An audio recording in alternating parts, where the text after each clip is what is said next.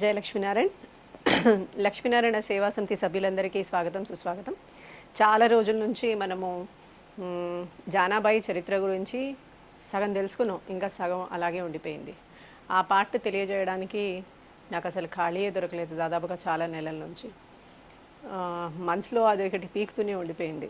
జనాబాయి చరిత్ర వినడము అని అంటే కనుక పాండురంగణ్ణి అంటే సాక్షాత్తు పరమాత్ముడిని తెలుసుకునే అవకాశం మనకి లభించడం. ఎందుకంటే భగవంతుడు ఎప్పుడు భక్తుల హృదయాల్లో ఉంటాడు. భక్తుడు చిన్నవాడా పెద్దవాడా, కులమా మతమా, స్త్రీయా పురుషుడా, సన్యాసియా సంసారియా, లేకపోతే వారికి ఇంకేమన్నా ధనముందా బీదవాడా, ఇలాంటి ఏ లక్షణాలతోటి భక్తుణ్ణి కొలవలేము. భక్తుడు అత్యంత ఐశ్వర్యాన్ని కలిగినవాడు అని జనాబాయి చరిత్ర వింటే మనకు తెలుస్తుంది. అలాంటి ఐశ్వర్యాన్ని పొందింది జనాబాయి. ఎట్లా? ఒక చిన్న పిల్ల భగవంతుడినే పొందింది, భగవంతుడి సాక్షాత్కారాన్నే పొందింది, భగవంతుడే తన అభంగాల్ని రాసుకునే విధంగా తన భక్తిని ప్రదర్శించింది అంటే మనమంతా ఎక్కడున్నాం? మనం మొట్టమొదలుగా తెలుసుకున్నాం జనాబాయి చరిత్రలో ఏమని అంటే, ఆ అమ్మాయి ఇంట్లో వంట చేస్తూ, పిడకలు చేస్తూ, పాటలు పాడుతూ, గిన్నెలు కడుగుతూ పాటలు పాడుతూ, బట్టలు ఉతుకుతూ పాటలు పాడుతూ, పాచి పని చేస్తూ పాటలు పాడుతూ, ఇలా భగవంతుడి మీద అభంగాలు రాసింది. అభంగాలు అంటే ఏంటి? ఇక్కడ మనం పాటలు అంటాము, లేకపోతే శ్లోకాలు అంటాము, లేకపోతే పాసురాలు అంటాము. అయితే భగవంతుడిని ప్రేమించి పాడింది కాబట్టి భగవంతుడి మీద అభంగాలు రాసింది. ఆ అభంగాలనే పాటల రూపంలో ఇవాళకి పాడుతూ ఉంటారు పాండురంగ మహత్యంలో. పాండురంగడే రాసుకున్నాడు అంటే అమ్మాయికి చదువుకోవడం రాదు, రాయడం రాదు, ఆయన మీద ప్రేమని వ్యక్తం చేయడం మాత్రమే వచ్చు. అంత చిన్న వయసులో ఆహా, అంతటి భగవద్భక్తి అది మనకి పొందలేకపోతున్నామే. అసలు మేము మనం ప్రతిరోజు లేచి గుడికి వెళ్ళాలంటే మాకు సమయం లేదండి అంటారు. ఇంట్లో ఉన్న దేవుడి పటానికి కూడా ఒక దీపం పెట్టి ఒక పుష్పం పెట్టడానికి కూడా మాకు సమయం లేదు అంటారు. ఈ అమ్మాయి నుంచి మనం నేర్చుకోవాల్సింది ఎంత ఉందో కదా కదా. ఈ అమ్మాయి ఎప్పుడైతే నామదేవరకి తెలియజేస్తాడో అప్పుడు నామదేవరు కూడా చెప్తాడు, నాకు అంతా తెలుసు. ఆ అమ్మాయి ఇంకొకటి ఏ పాట రాసినా కూడా తను నామదేవర పెన్ను నుంచి రాలిన ఒక ఇంకుగా చెప్తుంది, అంతేగాని తన పేరు ఎప్పుడూ చెప్పలేదు. తన గురుదేవులకి అంతటి శరణాగతి చేసింది. ఆ అమ్మాయి నుంచి మనం ఇంకోటి కూడా నేర్చుకోవాల్సింది ఏంటంటే ఈ శరణాగతి తత్వం.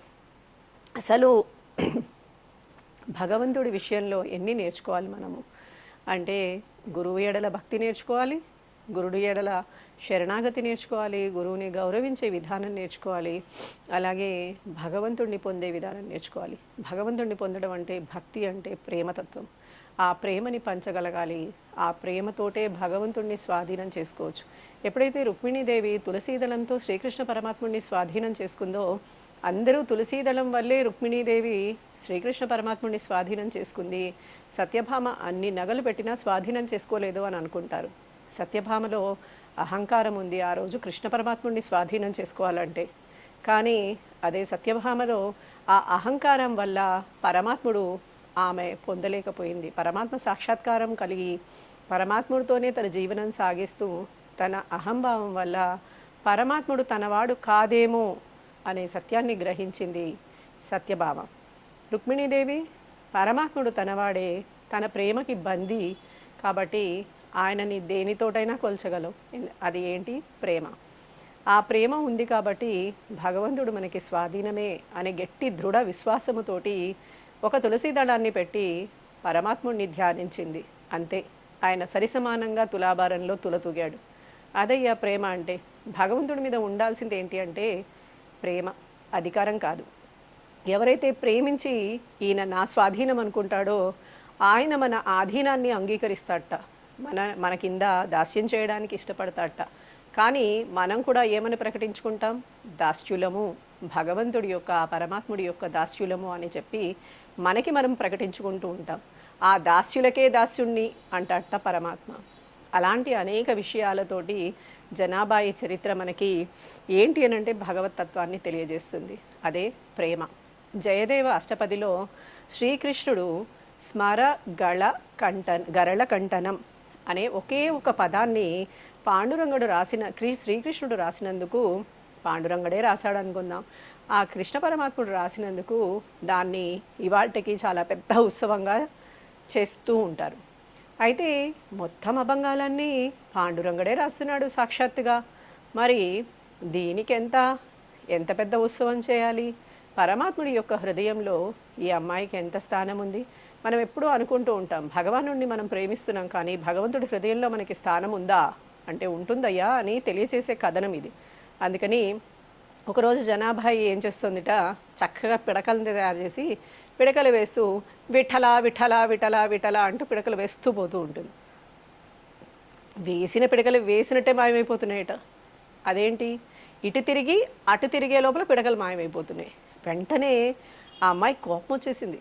నా పిడకల్ని ఎవరో దొంగిలిస్తున్నారు, నేను విఠలా విఠలా అని వేస్తున్నప్పుడు దాని మీద విఠలా విఠలా ఉండాలి, ఇవి నా పిడకలు కాదు, ఈ పిడకల్ని ఎవరో దొంగిలిస్తున్నారు అని చెప్పి ఆ అమ్మాయికి కోపం వచ్చేస్తుంది. గట్టిగా అరుస్తుంది. అరిచేసరికి నామదేవరు భయపడి బయటికి వచ్చేసేసి, ఏమైందమ్మా జనాభాయి, ఏమైంది, ఏమన్నా బాగాలేదా నీకు ఆరోగ్యం, ఏం జరిగింది, ఏమన్నా ఆపద వచ్చిందా నీకు అని ఆయన బయటికి పరిగెత్తుకుంటూ వచ్చాట. వస్తే నేను అప్పటి నుంచి పిడకలు వేస్తున్నాను, ఏమని నామస్మరణ చేస్తున్నాను, విఠలా విఠలా విఠలా అని చెప్పి నామస్మరణ చేస్తున్నాను. ఎన్నో పిడకలు వేశాను, ఎన్ని పిడకలు వేశానో చూడండి, ఎక్కడ ఒకటి లేవు, ఎక్కడ పోతున్నాయి, మాయమైపోతున్నాయి వేసినట్టు అని జనాభాయి చెప్తుంది. వెంటనే పక్కింటి ఆవిడ బయటకు వస్తుంది. ఎందుకమ్మా ఊరికే అరుస్తున్నావు, నీ అరుపు వల్ల మాకు చాలా డిస్టర్బెన్స్ వస్తుంది అని చెప్పి ఒక పక్కింటి ఆవిడ బయటకు వస్తుంది. వెంటనే జనాభాయి అంటుంది, నేను ఇంత గట్టిగా అరిస్తే మా ఇంట్లో వాళ్ళు బయటకు వస్తే అర్థం ఉంది, కానీ పక్కింట్లో వాళ్ళు ఇంతమంది ఉండగా నువ్వు ఒక్కదానివే బయటకు వచ్చావు, ఎందుకు నువ్వు ఒక్కదానివే బయటకు వచ్చావు? ఆ రోజు అశరీరవాణి మాట్లాడితే కంసుడు భయపడ్డాడు కృష్ణ పరమాత్ముడు వస్తున్నాడు అంటే. ఎందుకు? గుమ్మడికాయలు దొంగ కాబట్టి నన్నే సంహారం చేయడానికి వస్తున్నాడు అని నిర్ణయించుకున్నాడు. ఇవాళ వచ్చి నేను పిడకలు పోయాయి అని నేను గట్టిగా అరవగానే, ఏం పోయాయి నువ్వు వచ్చావంటే, నా పిడకల్ని దొంగిలించింది నువ్వే అని చెప్పి జనాభాయి ఆ పక్కింటి ఆవిడని నిలదీస్తుంది. ఆ అమ్మాయి అంటుంది, మా ఇంట్లోనూ పిడకలున్నాయి, మేము ఆవు పేడతో పిడకలేస్తాం, నువ్వు ఆవు పేడతో పిడకలేస్తావు, నీ పిడకలకి నా పిడకలకి ఏంటి తేడా?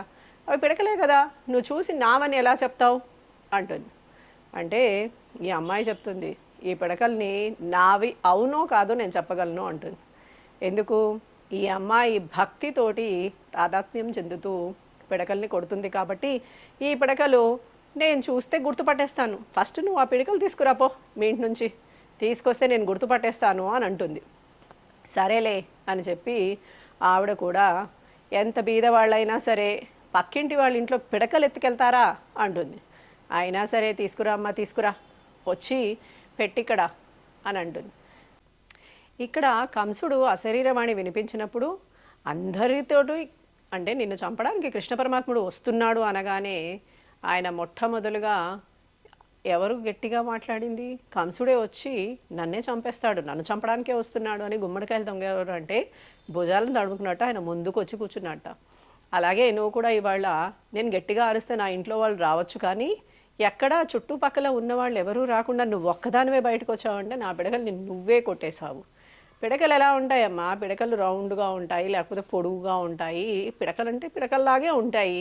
నువ్వేసిన పిడకలకి నేనేసిన పిడకలకి ఏంటి తేడా? నేను పిడకలు వేస్తాను, నువ్వు పిడకలు వేసావు, దాంట్లో ఉన్న తేడా ఏంటి అంటుంది.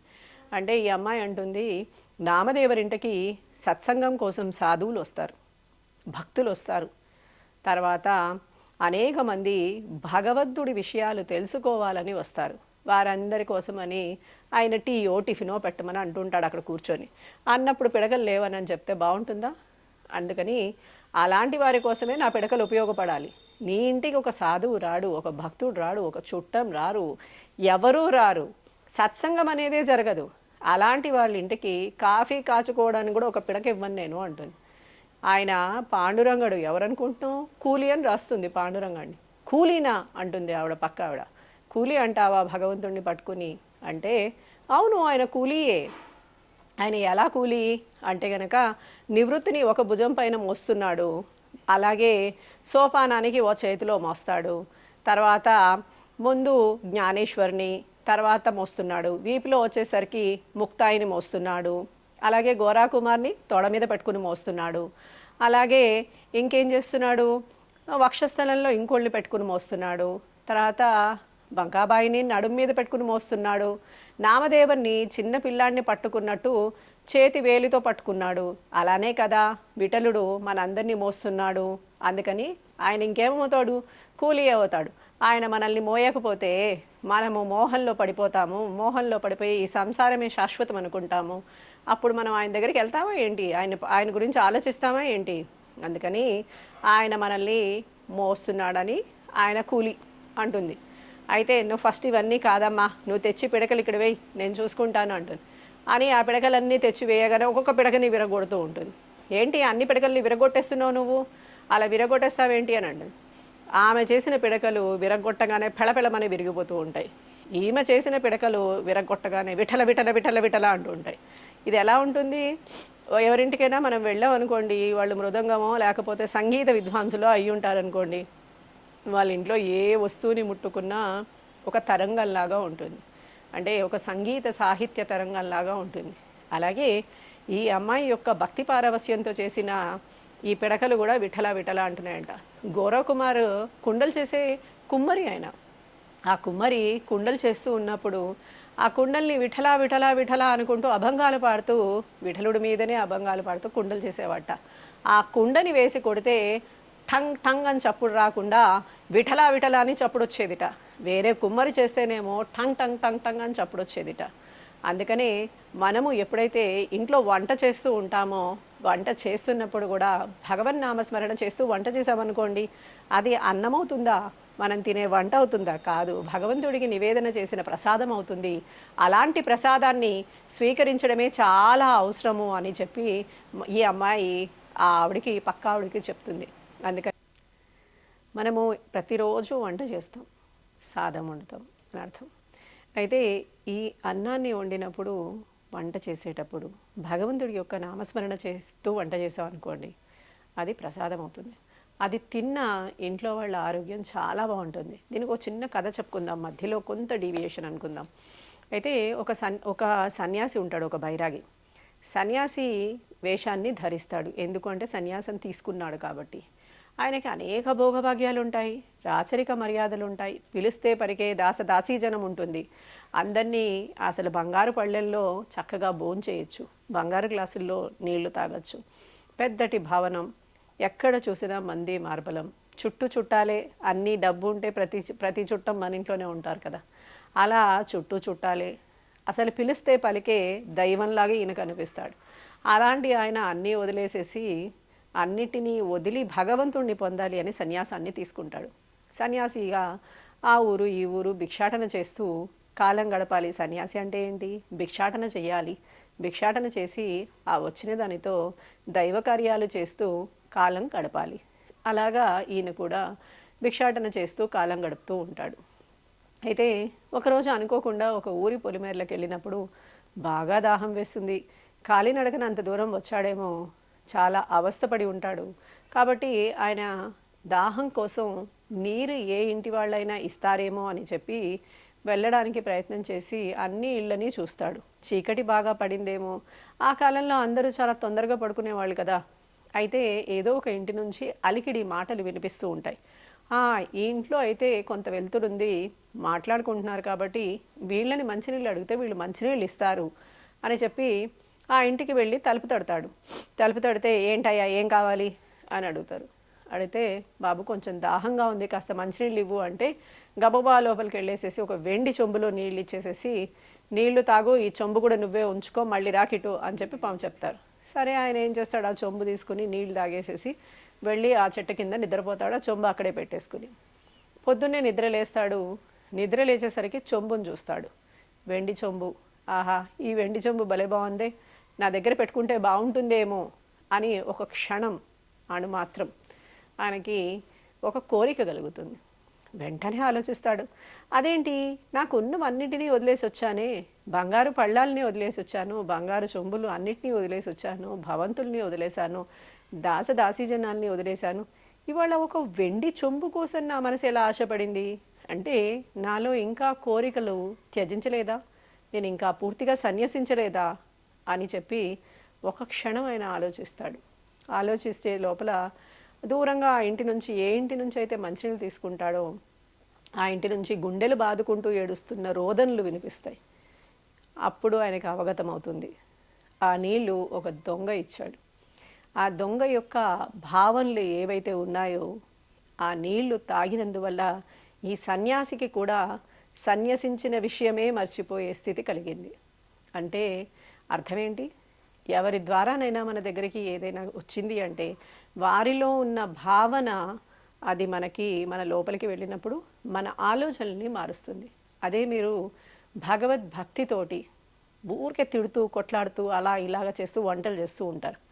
ఆ ఇంట్లో ఎప్పుడు క్లేశాలే. ఆ తిన్న వాళ్ళు కూడా గొడవలు పడుతూనే ఉంటారు. ఆ తిని కూడా వాళ్ళకి సుఖంగా ఉండదు. క్రోధం పెరుగుతూ ఉంటుంది. ఎక్కడ పడితే అక్కడ గొడవలు పెట్టుకుని వస్తూ ఉంటారు. ఇంట్లో కూడా ఏవో ఒక చిరుకాకులే. అలాంటి సమస్యలతోటి ఎప్పుడు బాధపడుతూ ఉంటారు. ఎందుకంటే వంట చేసేటప్పుడు ప్రశాంతంగా ఉండాలి. ఎంతసేపు భగవన్నామ సంకీర్తన చేయాలి.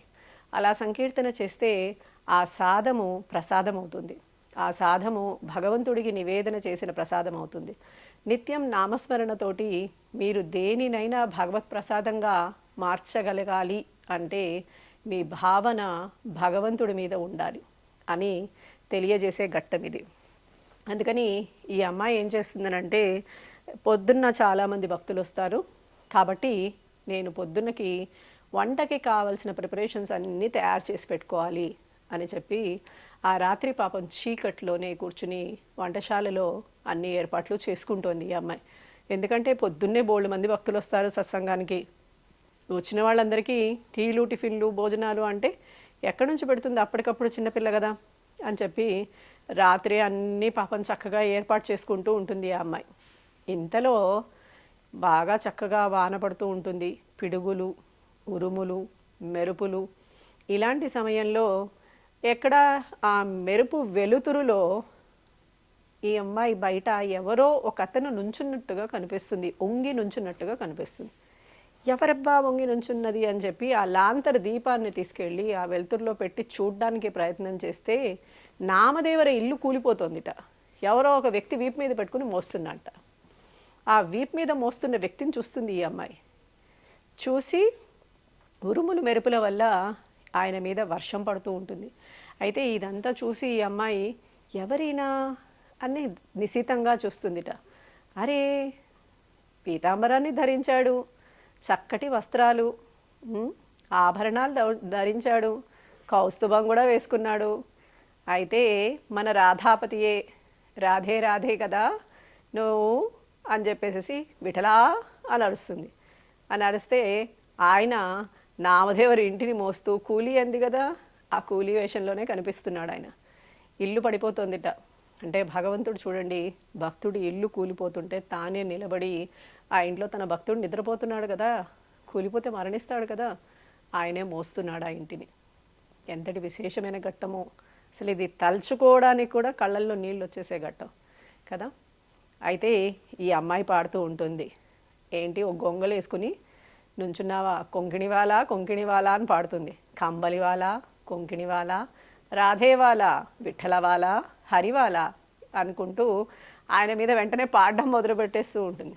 ఈ అమ్మాయి స్వామికి సంబంధించిన ప్రతి చిన్న విషయాన్ని ఎట్లా అనుభవిస్తుంది అంటే అది తలుచుకుంటేనే మనకి అసలు ఇట్లా మన ముందు నుంచుని జరుగుతుందేమో, పరమాత్ముడు మన ముందు నుంచుని నామదేవుడి ఇంటిని మోస్తున్నాడేమో అనిపించేలాగా ఆ అమ్మాయి అభంగాలు ఉంటాయి. వెంటనే అది చూసి దగ్గరికి వెళ్ళి ఆయన మొహాన్ని చూసి హరే అని నిర్ణయించుకుని లోపలికి వెళ్ళి నామదేవుడు నిద్రపోతున్న నామదేవుడి చోరులో హరి వచ్చాడు అని చెప్తుందన్నమాట. వెంటనే ఆయన ఉలిక్కిపడి లేచి ఈ సమయంలో హరి రావడం ఏంటని పరిగెత్తుకుంటూ బయటికి వచ్చి చూస్తే ఆయన ఇంటిని మోస్తూ పైనుంచి ధారగా వర్షం పడుతూ ఉంటే నామదేవుడికి ఎలా కనిపిస్తున్నాడు ఆయన? ఆ వర్షము ఆయన ఎక్కడ చవటలతోటి తడిసిపోతాడో అని చెప్పి ఆయన్ని వర్షధారలతోటి అభిషేకం చేస్తోందిట. అది అసలు ఈ ఘట్టం చూడండి. ఈ అమ్మాయి ఒకలాగా చూసింది, ఆయన ఒకలాగా చూశాడు. ప్రతి భక్తుడికి మధ్యలో ఎంత తేడా ఉంటుందో ఆ చూడడమే. మనము ప్రతిరోజు వంట చేస్తాం, సాదం వండుతాం అని అర్థం. అయితే ఈ అన్నాన్ని వండినప్పుడు, వంట చేసేటప్పుడు భగవంతుడి యొక్క నామస్మరణ చేస్తూ వంట చేసాం అనుకోండి, అది ప్రసాదం అవుతుంది. అది తిన్న ఇంట్లో వాళ్ళ ఆరోగ్యం చాలా బాగుంటుంది. దీనికి ఒక చిన్న కథ చెప్పుకుందాం, మధ్యలో కొంత డీవియేషన్ అనుకుందాం. అయితే ఒక సన్యాసి ఉంటాడు, ఒక బైరాగి. సన్యాసి వేషాన్ని ధరిస్తాడు. ఎందుకంటే సన్యాసం తీసుకున్నాడు కాబట్టి. ఆయనకి అనేక భోగభాగ్యాలు ఉంటాయి, రాచరిక మర్యాదలు ఉంటాయి, పిలిస్తే పరికే దాసదాసీజనం ఉంటుంది. అందరినీ అసలు బంగారు పళ్ళెల్లో చక్కగా భోంచేయచ్చు, బంగారు గ్లాసుల్లో నీళ్లు తాగొచ్చు. పెద్దటి భవనం, ఎక్కడ చూసినా మంది మార్బలం, చుట్టూ చుట్టాలే. అన్నీ డబ్బు ఉంటే ప్రతి చుట్టం మన ఇంట్లోనే ఉంటారు కదా, అలా చుట్టూ చుట్టాలే. అసలు పిలిస్తే పలికే దైవంలాగే ఈయన కనిపిస్తాడు. అలాంటి ఆయన అన్నీ వదిలేసేసి అన్నిటినీ వదిలి భగవంతుణ్ణి పొందాలి అని సన్యాసాన్ని తీసుకుంటాడు. సన్యాసిగా ఆ ఊరు ఈ ఊరు భిక్షాటన చేస్తూ కాలం గడపాలి. సన్యాసి అంటే ఏంటి? భిక్షాటన చేయాలి. భిక్షాటన చేసి ఆ వచ్చిన దానితో దైవ కార్యాలు చేస్తూ కాలం గడపాలి. అలాగా ఈయన కూడా భిక్షాటన చేస్తూ కాలం గడుపుతూ ఉంటాడు. అయితే ఒకరోజు అనుకోకుండా ఒక ఊరి పొలిమేరలకు వెళ్ళినప్పుడు బాగా దాహం వేస్తుంది. కాలినడకన అంత దూరం వచ్చాడేమో, చాలా అవస్థపడి ఉంటాడు. కాబట్టి ఆయన దాహం కోసం నీరు ఏ ఇంటి వాళ్ళైనా ఇస్తారేమో అని చెప్పి వెళ్ళడానికి ప్రయత్నం చేసి అన్ని ఇళ్ళని చూస్తాడు. చీకటి బాగా పడిందేమో, ఆ కాలంలో అందరూ చాలా తొందరగా పడుకునేవాళ్ళు కదా. అయితే ఏదో ఒక ఇంటి నుంచి అలికిడి మాటలు వినిపిస్తూ ఉంటాయి. ఈ ఇంట్లో అయితే కొంత వెలుతురుంది, మాట్లాడుకుంటున్నారు కాబట్టి వీళ్ళని మంచినీళ్ళు అడిగితే వీళ్ళు మంచినీళ్ళు ఇస్తారు అని చెప్పి ఆ ఇంటికి వెళ్ళి తలుపు తడతాడు. తలుపు తడితే ఏంటయ్యా ఏం కావాలి అని అడుగుతారు. అడిగితే బాబు కొంచెం దాహంగా ఉంది, కాస్త మంచినీళ్ళు ఇవ్వు అంటే గబగబా లోపలికి వెళ్ళేసేసి ఒక వెండి చెంబులో నీళ్ళు ఇచ్చేసేసి నీళ్లు తాగు, ఈ చెంబు కూడా నువ్వే ఉంచుకో, మళ్ళీ రాకిటు అని చెప్పి చెప్తారు. సరే ఆయన ఏం చేస్తాడు, ఆ చెంబు తీసుకుని నీళ్లు తాగేసేసి వెళ్ళి ఆ చెట్టు కింద నిద్రపోతాడు. ఆ చెంబు అక్కడే పెట్టేసుకుని పొద్దున్నే నిద్ర లేస్తాడు. నిద్ర లేచేసరికి చెంబుని చూస్తాడు, వెండి చెంబు. ఆహా, ఈ వెండి చెంబు భలే బాగుందే, నా దగ్గర పెట్టుకుంటే బాగుంటుందేమో అని ఒక క్షణం మాత్రం ఆయనకి ఒక కోరిక కలుగుతుంది. వెంటనే ఆలోచిస్తాడు, అదేంటి నాకు ఉన్నవన్నిటినీ వదిలేసి వచ్చానే, బంగారు పళ్ళాలని వదిలేసి వచ్చాను, బంగారు చెంబులు అన్నిటినీ వదిలేసి వచ్చాను, భవంతుల్ని వదిలేశాను, దాసదాసీజనాల్ని వదిలేశాను, ఇవాళ ఒక వెండి చెంబు కోసం నా మనసు ఎలా ఆశపడింది అంటే, నాలో ఇంకా కోరికలు త్యజించలేదా, నేను ఇంకా పూర్తిగా సన్యసించలేదా అని చెప్పి ఒక క్షణం ఆయన ఆలోచిస్తాడు. ఆలోచిస్తే లోపల దూరంగా ఆ ఇంటి నుంచి, ఏ ఇంటి నుంచి అయితే మంచినీళ్ళు తీసుకుంటాడో ఆ ఇంటి నుంచి గుండెలు బాదుకుంటూ ఏడుస్తున్న రోదనలు వినిపిస్తాయి. అప్పుడు ఆయనకు అవగతం అవుతుంది, ఆ నీళ్లు ఒక దొంగ ఇచ్చాడు. ఆ దొంగ యొక్క భావనలు ఏవైతే ఉన్నాయో ఆ నీళ్లు తాగినందువల్ల ఈ సన్యాసికి కూడా సన్యసించిన విషయమే మర్చిపోయే స్థితి కలిగింది. అంటే అర్థమేంటి? ఎవరి ద్వారానైనా మన దగ్గరికి ఏదైనా వచ్చింది అంటే వారిలో ఉన్న భావన అది మన లోపలికి వెళ్ళినప్పుడు మన ఆలోచనల్ని మారుస్తుంది. అదే మీరు భగవద్భక్తితోటి ఊరికే తిడుతూ కొట్లాడుతూ అలా ఇలాగ చేస్తూ వంటలు చేస్తూ ఉంటారు. ఆ ఇంట్లో ఎప్పుడు క్లేశాలే, ఆ తిన్నవాళ్ళు కూడా గొడవలు పడుతూనే ఉంటారు. ఆ తిని కూడా వాళ్ళకి సుఖంగా ఉండదు, క్రోధం పెరుగుతూ ఉంటుంది. ఎక్కడ పడితే అక్కడ గొడవలు పెట్టుకుని వస్తూ ఉంటారు. ఇంట్లో కూడా ఏవో ఒక చీరకాకులే. అలాంటి సమస్యలతోటి ఎప్పుడు బాధపడుతూ ఉంటారు. ఎందుకంటే వంట చేసేటప్పుడు ప్రశాంతంగా ఉండాలి, ఎంతసేపు భగవన్నామ సంకీర్తన చేయాలి. అలా సంకీర్తన చేస్తే ఆ సాధము ప్రసాదం అవుతుంది. ఆ సాధము భగవంతుడికి నివేదన చేసిన ప్రసాదం అవుతుంది. నిత్యం నామస్మరణతోటి మీరు దేనినైనా భగవత్ ప్రసాదంగా మార్చగలగాలి అంటే మీ భావన భగవంతుడి మీద ఉండాలి అని తెలియజేసే ఘట్టం ఇది. అందుకని ఈ అమ్మాయి ఏం చేస్తుందనంటే, పొద్దున్న చాలామంది భక్తులు వస్తారు కాబట్టి నేను పొద్దున్నకి వంటకి కావాల్సిన ప్రిపరేషన్స్ అన్నీ తయారు చేసి పెట్టుకోవాలి అని చెప్పి ఆ రాత్రి పాపం చీకట్లోనే కూర్చుని వంటశాలలో అన్ని ఏర్పాట్లు చేసుకుంటోంది ఈ అమ్మాయి. ఎందుకంటే పొద్దున్నే బోల్డ్ మంది భక్తులు వస్తారు సత్సంగానికి.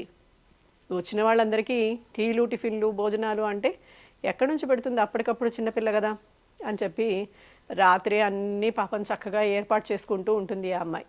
ఇంతలో బాగా చక్కగా వాన పడుతూ ఉంటుంది, పిడుగులు, ఉరుములు, మెరుపులు. ఇలాంటి సమయంలో ఎక్కడ ఆ మెరుపు వెలుతురులో ఈ అమ్మాయి బయట ఎవరో ఒక అతను నుంచున్నట్టుగా కనిపిస్తుంది, ఒంగి నుంచున్నట్టుగా కనిపిస్తుంది. ఎవరబ్బా వంగి నుంచున్నది అని చెప్పి ఆ లాంతర్ దీపాన్ని తీసుకెళ్ళి ఆ వెలుతురులో పెట్టి చూడ్డానికి ప్రయత్నం చేస్తే నామదేవర ఇల్లు కూలిపోతుందిట. ఎవరో ఒక వ్యక్తి వీపు మీద పెట్టుకుని మోస్తున్నట్ట. ఆ వీపు మీద మోస్తున్న వ్యక్తిని చూస్తుంది ఈ అమ్మాయి. చూసి ఉరుములు మెరుపుల వల్ల ఆయన మీద వర్షం పడుతూ ఉంటుంది. అయితే ఇదంతా చూసి ఈ అమ్మాయి ఎవరైనా అని నిశితంగా చూస్తుందిట. అరే, పీతాంబరాన్ని ధరించాడు, చక్కటి వస్త్రాలు, ఆభరణాలు ధరించాడు, కౌస్తుభం కూడా వేసుకున్నాడు. అయితే మన రాధాపతియే, రాధే రాధే కదా నువ్వు అని చెప్పేసి విఠలా అని అరుస్తుంది. అని అరిస్తే ఆయన నామదేవరి ఇంటిని మోస్తూ కూలీ అంది కదా, ఆ కూలీ వేషంలోనే కనిపిస్తున్నాడు ఆయన. ఇల్లు పడిపోతుందిట. అంటే భగవంతుడు చూడండి, భక్తుడి ఇల్లు కూలిపోతుంటే తానే నిలబడి ఆ ఇంట్లో తన భక్తుడు నిద్రపోతున్నాడు కదా, కూలిపోతే మరణిస్తాడు కదా, ఆయనే మోస్తున్నాడు ఆ ఇంటిని. ఎంతటి విశేషమైన ఘట్టమో అసలు. ఇది తలుచుకోవడానికి కూడా కళ్ళల్లో నీళ్ళు వచ్చేసే ఘట్టం కదా. అయితే ఈ అమ్మాయి పాడుతూ ఉంటుంది. ఏంటి, ఒక గొంగలు వేసుకుని నుంచున్నావా, కొంకిణివాలా కొంకిణివాలా అని పాడుతుంది. కంబలివాలా, కొంకిణివాలా, రాధేవాలా, విఠలవాలా, హరివాలా అనుకుంటూ ఆయన మీద వెంటనే పాడడం మొదలుపెట్టేస్తూ ఉంటుంది. ఈ అమ్మాయి స్వామికి సంబంధించిన ప్రతి చిన్న విషయాన్ని ఎట్లా అనుభవిస్తుంది అంటే, అది తలుచుకుంటేనే మనకి అసలు ఇట్లా మన ముందు నుంచుని జరుగుతుందేమో, పరమాత్ముడు మన ముందు నుంచుని నామదేవుడి ఇంటిని మోస్తున్నాడేమో అనిపించేలాగా ఆ అమ్మాయి అభంగాలు ఉంటాయి.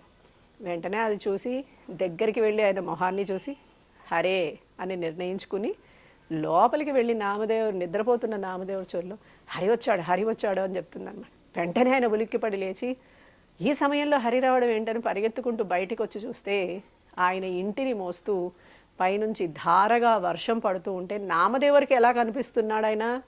ఆ వర్షము ఆయన ఎక్కడ చవటలతోటి తడిసిపోతాడో అని చెప్పి ఆయన్ని వర్షధారలతోటి అభిషేకం చేస్తోందిట. అది అసలు ఈ ఘట్టం చూడండి.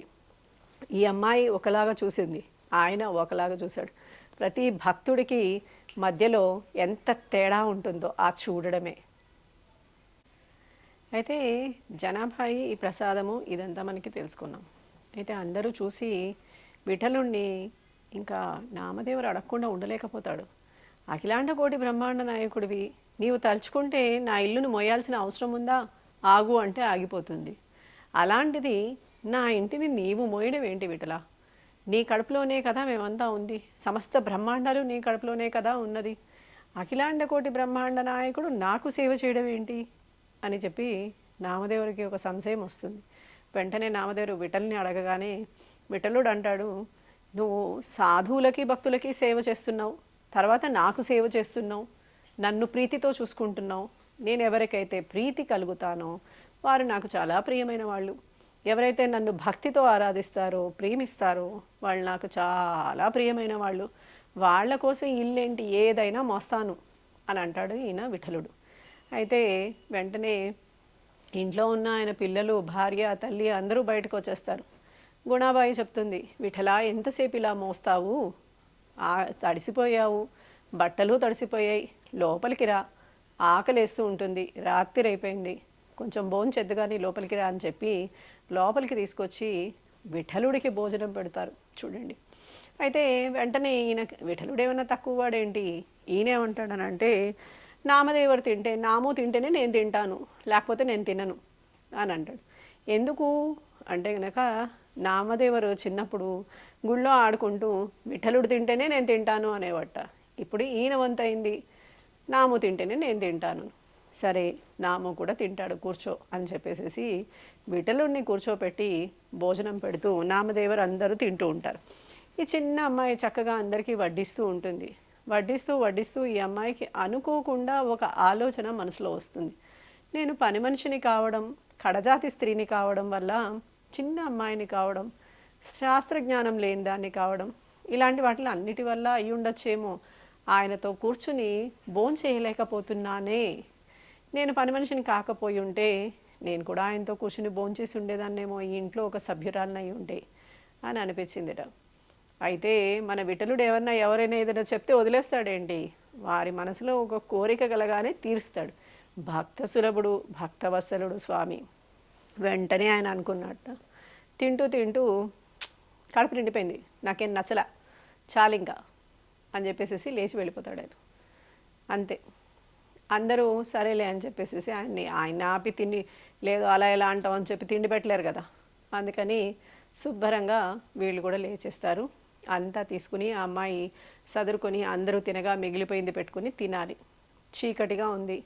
ఆ చీకటిలో ఇంచి జనా జనా అనుకుంటూ బయట నుంచి పిలుపు వినిపిస్తుంది. ఎవరబ్బా అని చూసేసరికి విఠలుడు లోపలికి వస్తాడు. వచ్చి నాకు ఆకలిగా ఉంది, ఏదైనా పెట్టు. ఇందాకే కదా స్వామి నామదేవుడితో కూర్చుని తిన్నావు, ఇప్పుడేంటి మళ్ళీ భోజనం అంటున్నావు అని అంటే, నాకు నీతో తినాలనిపించింది, నువ్వు నాతో తినాలనుకున్నావు, అలాగే నాకు కూడా నీతో తినాలనిపించింది. అందుకని నాకు అప్పుడు నచ్చలేదని చెప్పాను, ఆకలిగా లేదని చెప్పాను. నీతో తినాలంటే కడుపులో ఖాళీ ఉండాలి కదా, అందుకని అని అంటాడు. అని అనేసరికి, అయ్యా స్వామి, నువ్వేమో సేర్లతోటి ధాన్యాన్ని కొలిచేవాడివి, నేనేమో అందరూ తినగా మిగిలినది తినేదాన్ని, ఇది నీకు ఎలా పెడతాను స్వామి, ఎంగిలైంది కదా అని అంటూ ఉంటుంది ఈ అమ్మాయి. అంటే ఆయన అంటాడు, ఏం పర్వాలేదు అని చెప్పి ఆమె చేతిలో నుంచి పళ్ళల్లో లాగేసుకుని ఆయన కొంచెం తిని ఆమె కొంచెం తినిపిస్తూ అలా ఇద్దరు ముచ్చట్లాడుకుంటూ రాత్రి అంతా గడుపుతారు. ఇంతలో ఆ అమ్మాయికి తెల్లవారుతోంది. సడన్గా గుర్తొస్తుంది, స్వామి విఠల పొద్దునే మా ఇంటికి చాలామంది భక్తులు సత్సంగానికి వస్తారని చెప్పారు, సాధువులు వస్తారని చెప్పారు, వాళ్ళకి భోజనం ఏర్పాట్లు చేయాలి, గోధుమలు విసరాలి, నేను ఏమీ చేయలేదు. అలాంటప్పుడు నేను వాళ్ళకి ఎలా భోజనం పెడతాను? పొద్దున్న లేవగానే నన్ను తిట్టుకుంటారు అందరూ అంటే, ఆయన కూడా కూర్చుని సరే మన ఇద్దరం కలిసి మాట్లాడుకుంటూ గోధుమలు విసిరేద్దాం అని చెప్పేసి అంటే, ఒక చిన్న పిల్లతోటి విఠలుడు కూర్చొని విసర్రాయితోటి విసురుతున్నట్టుగా మనకి చాలా ఫోటోలు కనిపిస్తాయి. ఆవిడే జనాబాయి, అంత చిన్న పాప. ఇద్దరు కలిసి విసిరి పొద్దునకి కావాల్సినవన్నీ తయారు చేసి పెడతారు. చక్కగా మాట్లాడుకుంటూ ముద్దులు ముచ్చట్లు అన్నీ చెప్పుకుంటూ కృష్ణ కృష్ణ అనుకుంటూ హాయిగా ఇద్దరు మాట్లాడుకుంటూ కథలు చెప్పుకుంటూ అలా నిద్రపోతుంది ఆ అమ్మాయి పాపం. ఇంతలో సుప్రభాత వేళ అవుతుంది. సుప్రభాత వేళకి స్వామి ఎక్కడ ఉండాలి? గుళ్ళో కదా ఉండాలి. అందుకని ఆయన పాండురంగాలయంలోకి వెళ్ళిపోతారు. వెళ్ళిపోయేసరికి గుడి తలుపులు తెరిచి లోపల చూడగానే పరమాత్ముడు చిరిగిపోయిన వస్త్రాలు వేసుకుని ఉంటాడు. ఆయన ఉన్న వైజయంతిమాల లేదు, ఆభరణాలు లేవు, రాజు చేయించిన ముకుటాలు లేవు, ఏవీ లేవు. ఏంటి ఇలా ఉన్నాడు? ఇది మన పరమాత్ముడేనా? ఈ బట్టలు ఎక్కడివి? ఈయన పట్టు పీతాంబరాలు ఏమైనాయి అంటే, ఎవరో ఒకరు చెప్తారు, నిన్న రాత్రి ఈయన ఆ నామదేవుడి ఇంటి దగ్గర కనిపించాడు, ఈ బట్టలన్నీ జనాబాయివి, జనాబాయికి బట్టలు ఎవరు కుట్టిస్తారు, చిరిగిపోయిన బట్టలు ఆ అమ్మాయివే, ఆ అమ్మాయి ఈయన బట్టలు దొంగిలిచ్చేసిందేమో అందుకని అని చెప్పి ఎవరో దారిని పోయే దానయ్యలాగా ఓ మాట వేసిపోతారు కదా. అటు ఇటు వెళ్తూ ఉంటే ఏదో చేస్తున్నప్పుడు, నువ్వు ఈ పని చేయలేవులే, నీకెందుకు పనికిరావు, నీ వల్ల కాదు అని చెప్పినట్టుగా, లేదా వాళ్ళు అలాంటి వాళ్ళు వీళ్ళు ఇలాంటి వాళ్ళు అని చెప్పి పుల్లేసిపోతుంటారు కదా, అలా ఎవరో ఒక పుల్లేసిపోయారనమాట. ఆ పుల్లేసిపోయేసరికి చూస్తే ఈయన వస్త్రాలు చిరిగిపోయి ఉన్నాయి, మాసిపోయి ఉన్నాయి, మలినమై ఉన్నాయి, ఇలాంటి వస్త్రాలు ఏంటి, ఇవేంటి అని చెప్పి ఇంటికి వచ్చి చూస్తే జనాబాయి ఒంటి మీద పట్టు పీతాంబరాలు చక్కగా వేసుకుని పడుకొని ఉంటుంది ఆ అమ్మాయి. ఈ పట్టు పీతాంబరాలు ఏంటి, ఈ వైజయంతి మాలేంటి, ఇంత ప్రియమైన ఆభరణాలు ఈ అమ్మాయి మెడలో ఏంటి అని చెప్పేసి వాళ్ళు ఈ అమ్మాయిని దొంగ అని పట్టుకుంటే ఈ అమ్మాయి అంటుంది, నేనేం దొంగతనం చేయలేదు, రాత్రే కదా విఠలుడు ఇచ్చి వెళ్ళాడు, విఠలుడు మా ఆటలో మార్చాడు, అలా మార్చిన బట్టలు నా ఒంటి మీద ఉన్నాయి, ఆయన తీసుకెళ్ళలేదేమో అంటుంది. అంటే లేదు, నువ్వే దొంగిలించావు, ఆయన ఎందుకు వచ్చిస్తాడు, ఎవరైనా దేవుడు వచ్చిస్తాడా ఎక్కడైనా, అన్నీ అబద్ధాలు ఆడుతున్నావు. అందరూ విగ్రహాన్ని విగ్రహంలాగా చూస్తూ ఉంటారు. విగ్రహము పరమాత్ముడే, ఆయనకి కూడా మాట్లాడి వినే శక్తి ఉంది కాబట్టే మనం ఆయన దగ్గర నిలబడి మన బాధలు మన కష్టాలు అన్నీ చెప్తున్నాం, అనేక మంత్రాలు తంత్రాలు చదువుతున్నాం, యజ్ఞయాగాది క్రతువులు చేస్తూ ఆ శబ్దం ద్వారా భగవంతుడికి తెలియచేస్తున్నాం, స్వామి మా కామ్యం ఇది, నిన్ను పొందాలనుకుంటున్నాము అని చెప్పి నిత్యము ఆయన నామస్మరణ ఆయన ముందు చేయడానికి ప్రయత్నం చేస్తూ ఉంటాం. అది విగ్రహమే అని తెలిస్తే మనం మాట్లాడతామా? మన ముందే ఒక చోటివాడు ఉన్నాడు అనుకోండి, ఆ చోటివాడి ముందు మనం మాట్లాడతామా? సైగలు చేసి చెప్తాం కదా, ఎందుకు వాడికి అర్థం అవ్వాలి అని చెప్పి. అయితే అలా కాకుండా పరమాత్ముడు గుడ్డివాడు, చోటివాడు, మూగవాడు కాదు కదా, అంటే అది విగ్రహమే కాదు కదా, పరమాత్ముడు ప్రాణశక్తి అక్కడ ఉన్నట్టే కదా, అది మనం నమ్ముతున్నట్టే కదా. అందుకే కదా మన ఇంట్లో ఉన్న దేవుడి దగ్గరైనా, దేవాలయంలో ఉన్న దేవుడి దగ్గరైనా, ఎక్కడైనా మనం తిరుపతిలో అయినా వెళ్ళినప్పుడు పరమాత్ముడిని ఒక క్షణం స్వామి నన్ను చూడు చాలు, నన్ను నీ దృష్టి నా మీద పడితే నాకు అంతా మంగళమే శుభమే అవుతుంది అని చెప్తుంటాం. అంటే మనకి తెలిసి తెలియకుండా అంతర్లీనంగా మనకి ఆ నమ్మకం ఉన్నట్టే కదా. అదే విషయాన్ని జనాభాయి తెలియజేస్తోంది ఇక్కడ. ఆయన వచ్చి చెప్పాడు అని అంటే వీళ్ళు నమ్మట్లేదు. కానీ ఏమేం చెప్తుందనంటే పాట పాడుతుంటూ అభంగం కదా ఈ అమ్మాయికి ఏమొచ్చు, ఆయన మీద పాట పాడడం వచ్చు. ఆయన నిరూపించాలనుకున్నాడు జనాభాయి యొక్క భక్తి తత్వాన్ని. అయితే ఆ కాలంలో ఎవరైనా దొంగతనం చేసినా, ఏదైనా తప్పు చేసినా శిక్షలు చాలా పెద్దగా గట్టిగా ఉండేవి. ఎందుకు ఆ శిక్షలు అంత పెద్దగా వేసేవాళ్ళంటే ఇంకో ఎవరైనా తప్పు చేయాలి అంటే భయపడాలి, అందువల్ల తప్పులు జరగవు, ఎక్కువగా దొంగతనాలు జరగవు. అలాంటప్పుడు రాజ్యంలో ధర్మపాలన స్థాపించడం తేలికవుతుంది. అలా అని శిక్షలు గట్టిగా ఉండేవి. ఈ అమ్మాయిని అరెస్ట్ చేసి రోడ్డు మీద తీసుకెళ్తూ ఉంటారు. ఈ అమ్మాయి పాట పాడుతూ ఏం చెప్తూ ఉంటుందంటే దొంగ నేను కాదు, పెద్ద దొంగ వేరేవాడు ఉన్నాడు, ఆ దొంగను పట్టుకోండి. ఎవరమ్మా ఆ దొంగ? నువ్వు కాదంటున్నావు, నువ్వు దొంగిలించలేదంటున్నావు, అన్నీ నీ దగ్గరే ఉన్నాయి, నీ దగ్గర పెట్టుకుని నువ్వు దొంగిలించలేదంటావేంటి? ఎవరా దొంగ? దొంగ ఉన్నాడు, నేను చెప్తే నువ్వు పట్టుకుంటావా చెప్పు అంటుంది. మేము పట్టుకుంటామని చెప్పు, అయితే విఠలుడే వెళ్ళి పట్టుకోండి అంటుంది ఆ అమ్మాయి. అది ఇక్కడ మనకి తెలిసే విశేషం ఏంటంటే జనాభాయిని అరెస్ట్ చేయడానికి వచ్చినప్పుడు జనాభాయి ఎంత బాధపడుతుందంటే అంత బాధపడుతుంది. ఎందుకంటే భగవంతుడు భక్తి తప్ప పని చేస్తూ భక్తిలో పారవస్యం చెందడం, తాదాత్మ్యం చెందడం తప్ప తనకి ఇంకా వేరే లోకమే తెలియదు. అలాంటి అమ్మాయి దొంగతనం చేసింది అంటే అది ఆ అమ్మాయి కూడా జీర్ణించుకోలేకపోతుంది. చాలామంది కూడా ఏం చేస్తారు, ఇంట్లో ఒక్కొక్కరు ఒక్కొక్క రకంగా మాట్లాడుతూ ఉంటారు. కానీ ఈ అమ్మాయి మాత్రం భగవంతుడితోటి మాట్లాడుతోందిట. ఏమని అని అంటే గనక ఆయన నన్ను దొంగని ఎలా చేస్తాడు? దొంగని చేయడు కదా. నేను ఆయన్ని తప్ప ఇంకేం నమ్మలేదే, ఏం ప్రేమించలేదే, ఏది పొందాలనుకోలేదే, ఆయన్ని మాత్రమే కదా నేను అనుకుంది. నాకు సఖుడు అనుకున్నాను, ప్రియుడు అనుకున్నాను, అన్ని విధాలుగా అనుకున్నాను నేను స్వామిని. అలాంటి ఆ స్వామి నన్ను ఎలా దొంగని చేస్తాడు? చేయడు. అయితే మీరంతా ఏం చేయాలి అని అంటే, రంగా విఠల, నువ్వు మా ఊర్లో నవరూప నారాయణ అని పిలుస్తారు నిన్ను, అంటే నవనారాయణ అని పిలుస్తారు. నువ్వేమో నన్ను మీ ఊర్లో దొంగ అని పిలిపిస్తున్నావు. ఇది కరెక్ట్ అంటావా? నేను ఏదైనా చేయడంలో, భక్తిలో, సేవలో ఏదైనా లోపం ఉందా? నేను అసలే కడజాతికి చెందిన దాన్ని, తల్లి తండ్రి లేని అనాథని, ధనము కూడా లేని దాన్ని, ఒక ఇంట్లో ఏదో గుట్టు చప్పుడు కాకుండా పని చేసుకుంటూ నీ మీద అభంగాలు పాడుతూ కాలం గడుపుతున్న దాన్ని, అలాంటి నన్ను దొంగ దొంగ అంటున్నారు.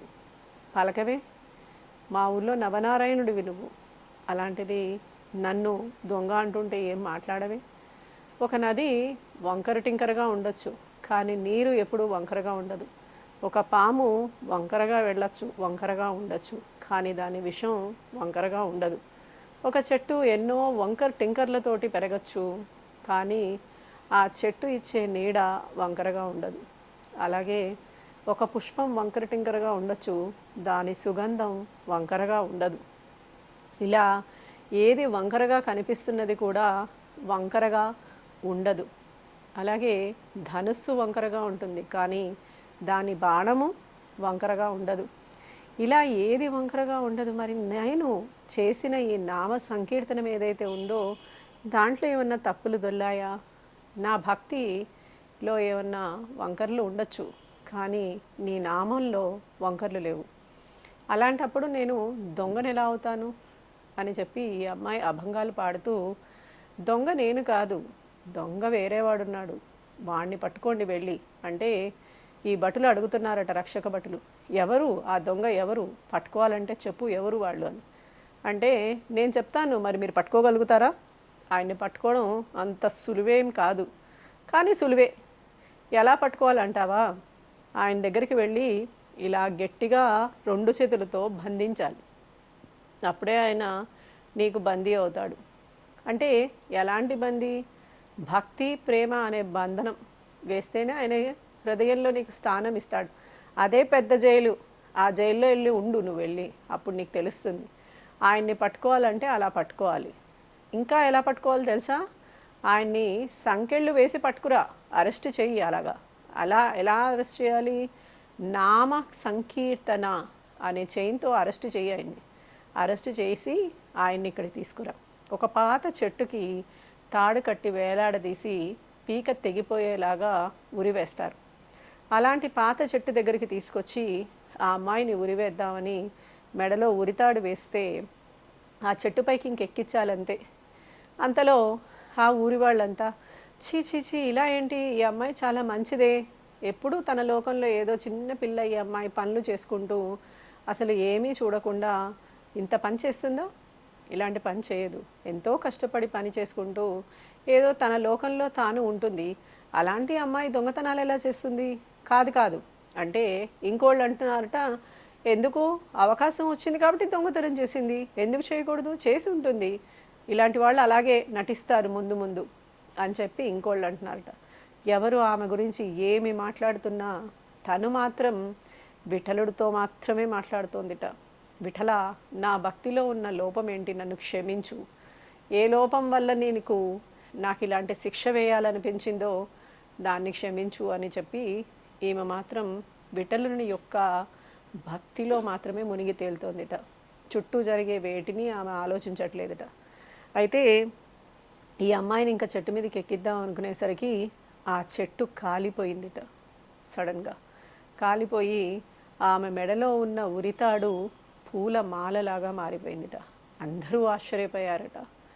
ఇప్పటి వరకు ఈ ఊరంతా ఈ అమ్మాయి ఒక పని మనిషి అనుకుంటున్నారే, ఎవరూ లేని అనాథ అనుకుంటున్నారే, చండాల జాతికి చెందింది అనుకుంటున్నారే, దేనికి పనికి రానిది అనుకుంటున్నారే, ఒక నామదేవరికి జ్ఞానేశ్వరికి మాత్రమే ఈ అమ్మాయి యొక్క భక్తితత్వం తెలిసే.